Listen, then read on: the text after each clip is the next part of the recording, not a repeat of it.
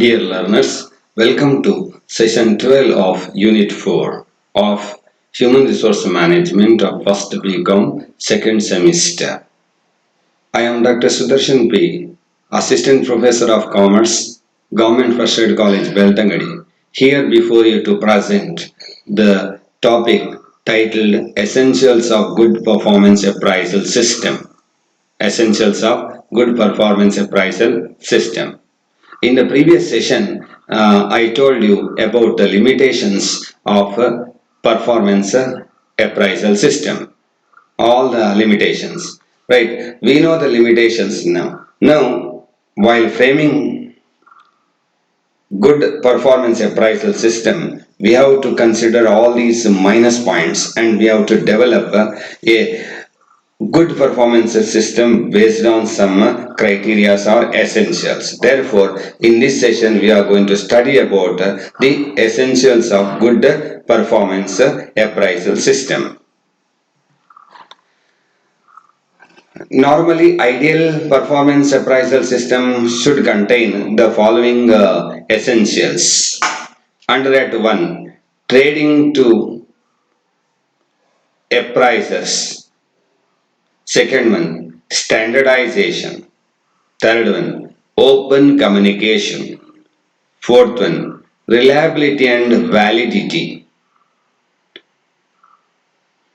That is reliability of that appraisal system and validity of that appraisal system. Employee access to results and sometimes we are doing the performance appraisal and not showing the results to the employees. So they then employees may not know what actually gone wrong in my work, right? So therefore it should be communicated to employee is to get access to results, clear objectives, post appraisal interview, job relatedness. So performance appraisal should have a job relatedness. Practical viability ಪ್ರಾಣಧಾರ ಶಕ್ತಿ ಇರಬೇಕು, ಅದು practically ಅದನ್ನು implement ಮಾಡುವಾಗ ಜಾರಿಗೊಳಿಸುವಾಗ ಇರಬೇಕು ಆ performance appraisal ನ ರಿಪೋರ್ಟ್. ಪಿರಿಯಾಡಿಕ್ ರಿವ್ಯೂ, ಕಾಲ ಕಾಲಕ್ಕೆ ಅದನ್ನ ರಿವ್ಯೂ ಮಾಡ್ತಾ ಹೋಗ್ಬೇಕು. Next under first when we are going in depth, trading to appraisers. Sorry, make a correction there. I made a mistake. You please treat this as training to appraisers. Sorry, training to appraisers. So appraisers may be superior or managers. For them, proper training should be given regarding the evaluation of the performance of employees without any bias as such. So training, there is a spelling mistake, please. Sorry for that. Training to appraisers. The evaluator or appraiser should be provided adequate training in evaluating the performance of employees without any bias. Evaluating should also be given training in philosophy and techniques of appraisal. Philosophy and techniques of appraisal. So appraise ಯಾರು ಮೌಲ್ಯಮಾಪನ ಮಾಡ್ತಾರೋ ಅವರಿಗೆ ಒಂದು ತರಬೇತಿಯನ್ನು ಕೊಡಬೇಕು. ಯಾವುದ್ರ ಬಗ್ಗೆ ತರಬೇತಿ ಅಂದ್ರೆ ಅದರ ಮೆಥಡ್ ಮತ್ತೆ ಅದರ ಫಿಲಾಸಫಿ ಬಗ್ಗೆ, ವೇದಾಂತ ಅಥವಾ ಸಿದ್ಧಾಂತದ ಬಗ್ಗೆ ಮಾಹಿತಿಯನ್ನ ಕೊಡಬೇಕು. ಅವ್ರಿಗೆ ಗೊತ್ತಿರಬೇಕು what it is, how it is, why it is and where it is, whom it is, etc. Next one is standardization. Well defined performance factors and criteria should be developed. So standardization of performance appraisal method is to be adopted. Appraisal forms, procedures, administration of techniques, ratings, etc. should be standardized as appraisal decision affect all employees of the group. So all these should be properly standard. Method of conducting performance appraisal, the procedure, the techniques, the rating system, the weightage to be given, etc. to be standardized before going for that process. That is one of the essentials of performance appraisal system or performance appraisal method of any company. Next, third one, open communication. The system should be open and participative. Not only should it provide feedback to employees on their performance, It should also involve them in a goal setting process like MBO. So they have to take into consideration, they have to be taken into consideration for setting up of the goals or goal setting process. This help in planning performance better. So both employer and employees, superior and subordinates sit together and develop the goal means what they are planning in a better way, and as a result, planning performance will or help in planning performance better. Next one, reliability and validity. The reliability of rating is the consistency with which ratings are made, either by different raters or by one rater at different times. That depends. However, we have to ensure reliability of the appraisal report and validity of the appraisal report. Next, fifth one, employee access to results. Employee should receive adequate feedback from the superior on their performance. Then, with the holding of the appraisal result would not serve any purpose. So you are conducting performance appraisal, preparing the report and not showing it to employee or any other. You are just keeping it on the drawer. It has no purpose or it won't have serve any purpose. Neither quality of the employee will increase nor quality of the productivity of the company will increase, and it is just like a paperwork and will not add anything to the total performance of the company. Therefore, what we have to do is we have to give access to results of employees relating to that performance appraisal. Next, sixth one, clear objectives. The appraisal system should be objective oriented. It should fulfill the desired objectives. The objectives should be relevant, timely and open. Again, the spelling mistake. The objective should be relevant, timely and open. The appraisal system should be fair, FAIR, so that it is beneficial to both individual employee and organization as well. Right? So this is about a clear objective. So clear object should be there. Next, post appraisal interview. After appraisal, an interview with the employee should be arranged or conducted. It is necessary to supply feedback to know the difficulties under which employees work and to identify the training needs. Once the performance appraisal is made, after that you have to have an interview with the employees so that you can get some insight about the practical problems or the training needs of the, such employees. Otherwise, it will be meaningless process. Next, job relatedness. The evaluator should focus attention on the job related behavior and performance of employees. Rating should be tied up with the actual performance of units under the rater's control and not on the performance of not evaluation or appraisal should be done on the performance and not on individual employee, right? That should be kept in mind. Next, practical viability. The technique should be practically viable to administer, possible to implement, and economical to undertake continuously. That then means such performance appraisal system should be effective and efficient.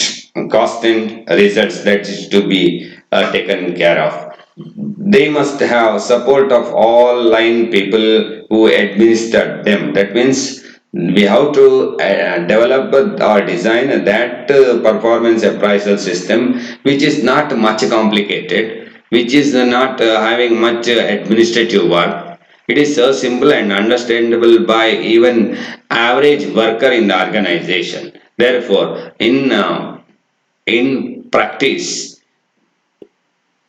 performance appraisal system should have practical viability. Right. Next one is periodic review. The system should be periodically evaluated to make sure that it is continuing to meet its goals. On the periodical review of the performance appraisal report or methods is to be done so that we can sure that it is continuing to meet its goals or objectives of performance appraisal. Therefore, performance appraisal is one of the important area or functions of human resource management, wherein data developed in the process will add to promotion, then transfer, then say perquisites, etc., or remuneration, etc. It is to be done scientifically by rational method. So normally these are the essentials.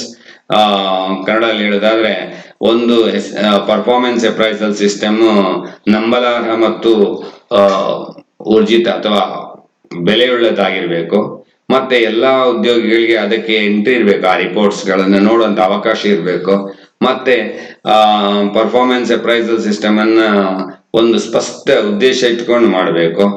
ಆಮೇಲೆ ಒಮ್ಮೆ performance appraisal ಆದ ಕೂಡಲೇ appraisal interview ಅನ್ನ ಮಾಡಬೇಕು, post appraisal interview ಅನ್ನ ಮಾಡಬೇಕು ನೀವು ಎಂಪ್ಲಾಯೀಸ್ಗೆ. ಆಗ ನಿಮಗೆ ಪ್ರಾಕ್ಟಿಕಲ್ ನಾಲೆಜ್ ಅಥವಾ ಪ್ರಾಕ್ಟಿಕಲ್ ಪ್ರಾಬ್ಲಮ್ಸ್ ಅರ್ಥ ಆಗತ್ತೆ. ಮತ್ತೆ ಈ ಪರ್ಫಾರ್ಮೆನ್ಸ್ ಅಪ್ರೈಸಲ್ ಅನ್ನುವಂಥದ್ದು ಜಾಬ್ ರಿಲೇಟೆಡ್ ಇರ್ಬೇಕು, ಸುಮ್ಮನೆ ಏನೋ ಮಾಡಬೇಕು ಅನ್ನೋ ದೃಷ್ಟಿಯಿಂದ ಅಲ್ಲ. It should relevant to the job, job ಡಿಸೈನ್ಗೆ ಸಂಬಂಧಿಸ ಹಾಗೆ ಇರಬೇಕು, ಟು ದ ಪಾಯಿಂಟ್ ಅಂತ. ಯಾಕೆ ಏನೇನೋ ಹೇಳಿ ಏನು ಪ್ರಯೋಜನ ಇಲ್ಲ, ಹೌದಲ್ವಾ? ಸೊ ಇದೇನಾಗತ್ತೆ, ಕೆಲವರಿಗೆ ನಾವು ಹೇಳ್ತೀವಿ ಭಾಷಣ ಮಾಡುವಾಗ, ಈ ತರ ಭಾಷಣ ಮಾಡಿಯಪ್ಪ ಅಂತ. ಒಬ್ರಿಗೆ ಹೇಳಿದಂತೆ, ನೀವು ಇದು ದನದ ಬಗ್ಗೆ ಮಾತಾಡಿ ಅಂತ ಹೇಳಿದ್ರೆ 1 ಗಂಟೆ ಮಾತಾಡಿ ಅಂತ. ಆಯ್ತು, ಏನ್ ಮಾಡುದು, ವ್ಯಕ್ತಿ ಆ ವಿಷಯದ ಬಗ್ಗೆ ಜ್ಞಾನ ಇಲ್ಲ, ಗೊತ್ತಿಲ್ಲ ಅವ್ರಿಗೆ, ಅಷ್ಟು ಮಾತಾಡಿ ತಯಾರು ಮಾಡಿಲ್ಲ.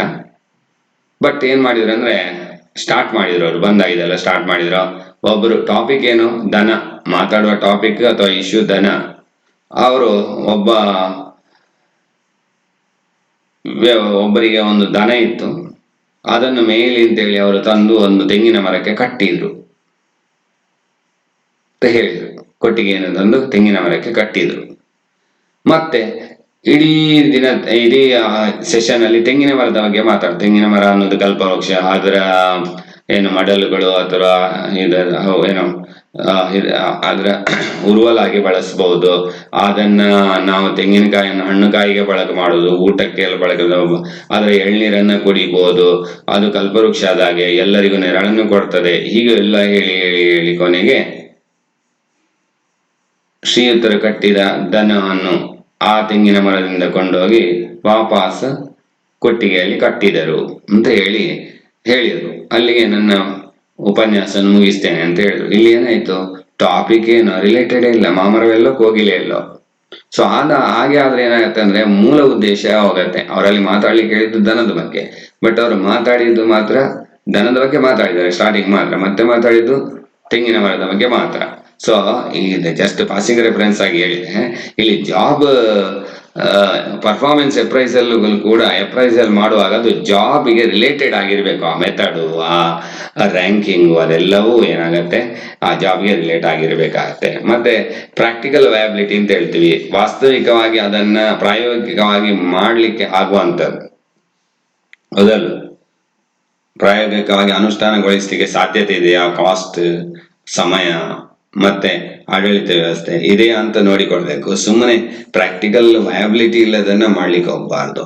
ನೆಕ್ಸ್ಟ್, ಪಿರಾಡಿಕ್ ರಿವ್ಯೂ, ನಿರಂತರ ಅದರ ಪುನರ್ ವಿಮರ್ಶೆ ಆಗ್ತಾ ಇರ್ಬೇಕು, ಪುನರ್ ಪರಿಶೀಲನೆ ಆಗ್ಬೇಕು. ಮೆಥಡ್ ಇದ್ದಿರ್ಬೋದು, ರೇಟಿಂಗ್ ಸಿಸ್ಟಮ್ ಇದ್ದಿರ್ಬೋದು, ರೈಟ್. ಸೊ ಅದು ಗೋಲ್ ಅನ್ನ ಅಚೀವ್ ಮಾಡುವಲ್ಲಿ ಎಷ್ಟರ ಮಟ್ಟಿಗೆ ರೀಚ್ ಆಗಿದೆ ಅದನ್ನೆಲ್ಲ ನೋಡಿಕೊಂಡು ನಾವು ಪರ್ಫಾರ್ಮೆನ್ಸ್ ಅಪ್ರೈಸಲ್ ಅನ್ನ ಮಾಡಿದ್ರೆ, ಇಂತಹ ಕ್ರೈಟೀರಿಯಾ ಇಟ್ಕೊಂಡು ಒಂದು ಪರ್ಫಾರ್ಮೆನ್ಸ್ ಅಪ್ರೈಸಲ್ ಅನ್ನ ಡಿಸೈನ್ ಮಾಡಿ ಡೆವಲಪ್ ಮಾಡಿದ್ರೆ ಖಂಡಿತವಾಗಿಯೂ ಅದು ಎಂಪ್ಲಾಯಿಯ ರಿಯಲ್ ಪರ್ಫಾರ್ಮೆನ್ಸ್ ಅನ್ನ ಅಳತೆ ಮಾಡ್ತದೆ, ಮತ್ತು ಮಾನಕಗಳಿಂದ ರಿಯಲ್ ಪರ್ಫಾರ್ಮೆನ್ಸ್ ಎಷ್ಟು ದೂರ ಇದೆ ಅದನ್ನ ಹೇಗೆ ಸರಿಪಡಿಸಬಹುದು, ಈ ಮುಖಾಂತರ ಎಂಪ್ಲಾಯಿಗೆ ಸೆಲ್ಫ್ ಡೆವಲಪ್ಮೆಂಟ್ ನ ಅವಕಾಶವನ್ನ ಕೊಡಬಹುದು.